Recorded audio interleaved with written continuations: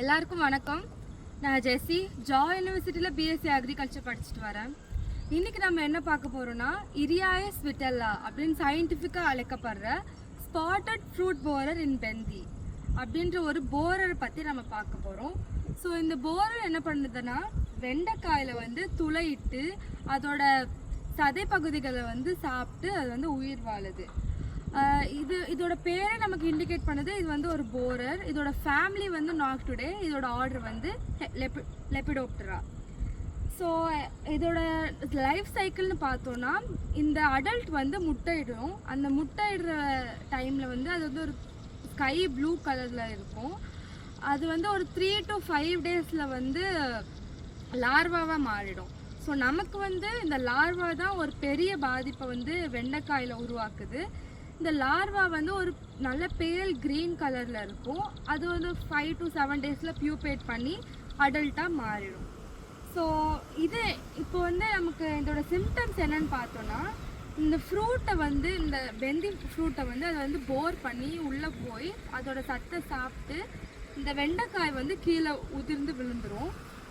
இது வந்து பூக்கள்லையோ இல்லை மொட்டுக்கள்லையோ அஃபெக்ட் பண்ணும்போதும் இந்த பூக்கள் வந்து கீழே விழுந்துடும். இந்த பூக்கள் கீழே விழுறதுனால நமக்கு வந்து வெண்டைக்காயோட ஈல்டு வந்து ரொம்ப குறைஞ்சி போகுது. அது மட்டும் இல்லாமல் ஷூட்ஸில் வந்து இது வந்து இருக்கும்பொழுது ஷூட்ஸுமே வந்து ரொம்ப ட்ரை ஆகி வறண்டு போய் கீழே வந்து உதிர்ந்து விழுந்துடும்.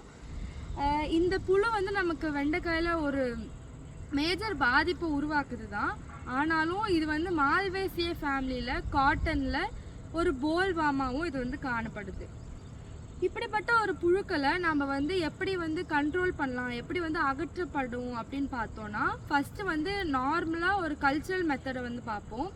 கல்ச்சரல் மெத்தடில் என்ன பார்ப்போம்னா செடியை பிடுங்கி அதை வந்து டெஸ்ட்ராய் பண்ணுறது தான். இது பயாலஜிக்கலாக பார்த்தோன்னா நமக்கு வந்து ஃபெரமோன் ட்ராப்ஸ் வந்து வைக்கலாம். அது மட்டும் இல்லாமல் நமக்கு வந்து இந்த எக் பேரசிட்டாய்ஸ், அதாவது முட்டை ஒட்டுணிகள் அப்படின்னு இருக்குது. அதை வந்து நம்ம ரிலீஸ் பண்ணும்போது அது வந்து இந்த புழுக்களை வந்து சாப்பிட்டு அகற்றிவிடும். எக்ஸாம்பிளுக்கு என்னென்னா ட்ரைகோகிராமா ஷிலோனிஸ் அப்படின்ற ஒரு ஸ்பீஷஸை வந்து நம்ம ரிலீஸ் பண்ணலாம்.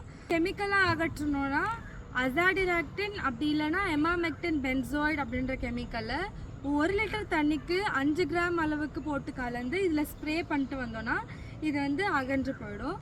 ஸோ இன்றைக்கி நம்ம வந்து ஸ்பாட்டட் ஃப்ரூட் போரர் இன் பெந்தி அப்படின்ற ஒரு பெஸ்ட்டை பற்றி பார்த்தோம். இந்த வீடியோ உங்களுக்கு யூஸ்ஃபுல்லாக இருக்கும்னு நினைக்கிறேன். தேங்க்யூ.